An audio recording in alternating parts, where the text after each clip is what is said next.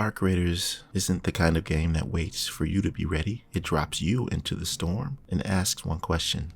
How long can you survive against something that doesn't feel, fear, or doesn't stop? It's not pasting systems you've seen before. ArcRaiders is the echo of everything that made us fall in love with danger in the first place. Teamwork actually matters, explosions that shake the sky with this unreal sound design, and that heartbeat in your ears moment when the extraction is seconds away and the arc is breathing down your neck. Forget about kill streaks, it's about barely making it out alive. It's not about cosmetics and meta loadouts. Well, maybe a little bit, but it's really that moment-to-moment survival, and proximity chat is a reminder that you're not only fighting machines, but a different threat that's unpredictable but exciting at the same time. October 17th is coming, and there's something big arriving with it. So it's not only a stress test for the game, but our reflexes, our coordination, our will to adapt.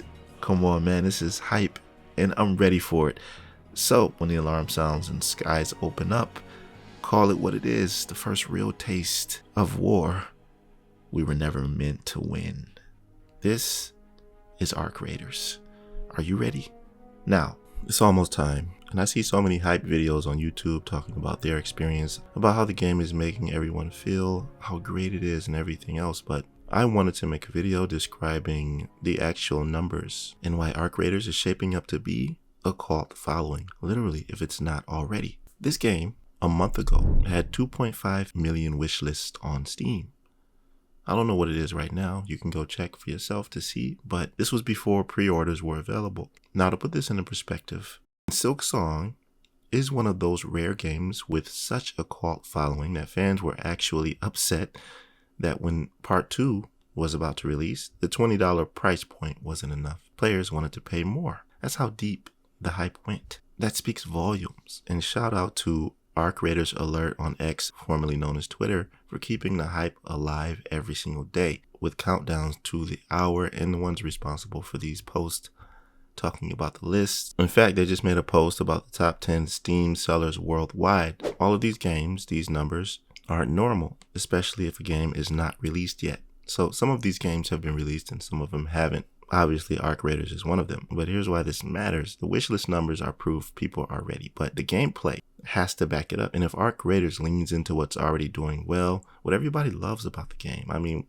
you can just look at videos and what people are saying about it. There's a spectrum. There's not just one thing. There's tons of things from all aspects. If you're interested in the ambience, the sound, the gameplay, the weapon feel, the game feel, whatever. There's so many avenues and so many different reasons why people love ArcRaiders. Bottom line, it's enough to build real retention. Now, in my last video, I was questioning whether or not ArcRaiders has an endgame. Okay, this is not just a cut and dry subject. All right, this has layers, meaning that the entire perspective of extraction shooters is such that they're set in stone, or they have been for the past decade or more. There's a replay loop. You go through the match, you extract your gear, you have a fun time for that match, right? There's that one adrenaline rush time that you have for about 30 minutes, and that experience is reset. On top of that, everything you've collected, everything you've built up is wiped for that season so that you can start anew and create the same experiences again. This whole concept is being shattered in a way by ArcRaiders changing the game with the Raider Den, the skill tree, the infinite recipe/blueprints that you can collect, the replay value. This means that in a typical extraction shooter, there would be wipes. They would reset your progression so you can start anew, but they're not doing that in ArcRaiders. The replay value is being introduced in a different way, because in one of my previous videos, I was discussing the whole concept of the endgame for ArcRaiders. I said, does ArcRaiders have an endgame? But that's the thing. Somebody made a comment and it immediately reminded me of some things that I and a lot of people forget, that even though we're all debating whether or not ArcRaiders has an endgame, sometimes not every game needs one. Some of the best games ever lasted for years simply because of the core gameplay loop, and the game feel of playing was so good. If ArcRaiders nails that foundation, the flow, the tension, the combat, the fun, players will keep coming back. Endgame is great, but it's not always what makes a game live or die. What I'm saying here is that the end game could already be baked in another way. End game is not always a new DLC or new game modes. It could be, and I honestly see them doing this as well. But that on top of the game feel would be a amazing cohesion. Here's a perfect example of that. Counter-Strike. The original started as a Half-Life mod and grew into one of the most iconic shooters of all time. Why? Because the gameplay was pure. The maps, the economy, the balance, it was fun. It was skillful. And it made people want to play again and again. And here we are, more than 2 decades later with Counter-Strike 2. And if you look at that top 10 list I was talking about, then as you can see, 2 decades later with Counter-Strike 2 dropping and still hitting at the top on Steam charts. That kind of legacy doesn't come unless a game becomes bigger than a launch. It becomes a culture. Now, I don't want to get too ahead of myself, okay? There are a lot of hype videos on YouTube where people are expressing how they feel about the game, how the game is making them feel, and everything that they're doing, and just the whole hype train is here, you know, and I've experienced that in a lot of honeymoon phases of games. But I personally haven't experienced games that have had so much transparency with the developers, meaning that they had 2 tech tests, they're asking for feedback constantly, they're sharing updates with us, and they're making meaningful changes. I mean, there were so many people who were upset when Geoff Keighley at the Game Awards announced that ArcRaiders will be coming later on this year. People were expecting it to shadow drop like the finals, and rightly so. And people were upset. So they're like, why are y'all doing this? The game is ready. You shouldn't do this. You need to release it right now. But they set the date for October 30th. And people were upset. But that upset didn't really come from hating them. It came from love. You just wanted to play the game right now. You were in love with it. You and I felt like the game was good and complete, but they didn't. And it wasn't, honestly.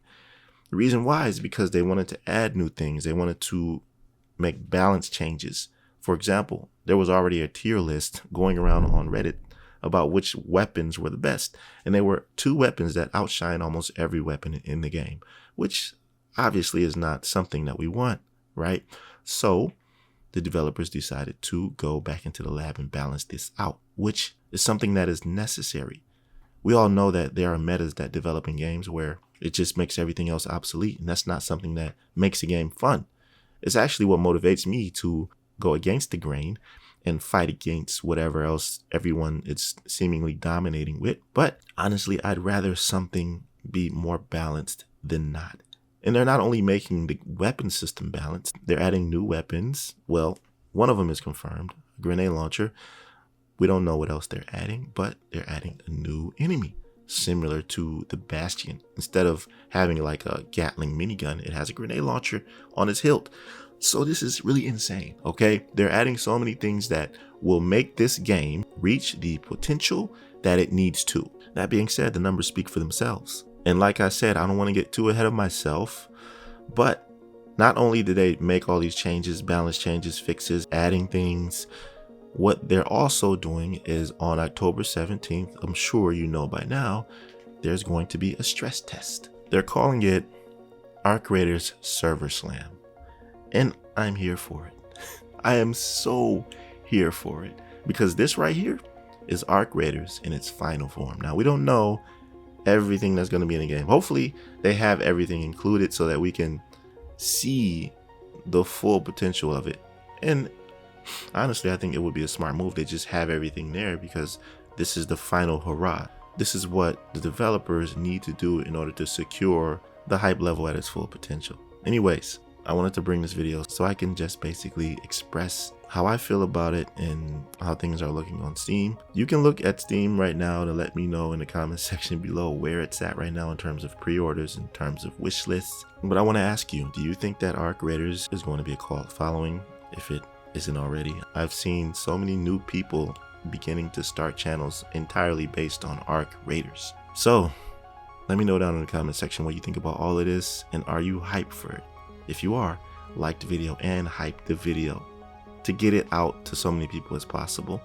I appreciate you watching and to the end as always, and make sure you subscribe because I will be extensively covering this game, and when I'm hype about a game, the ideas flow endlessly and the creativity comes with that. Anyways, all right, fam. I'll see you in the next one. Oh yeah, and I made a video about the new grenade launcher and the implications of that in the game. So if you're interested in that, click the video on the screen. Anyways, I'll see you in the next one, fam. Be right out.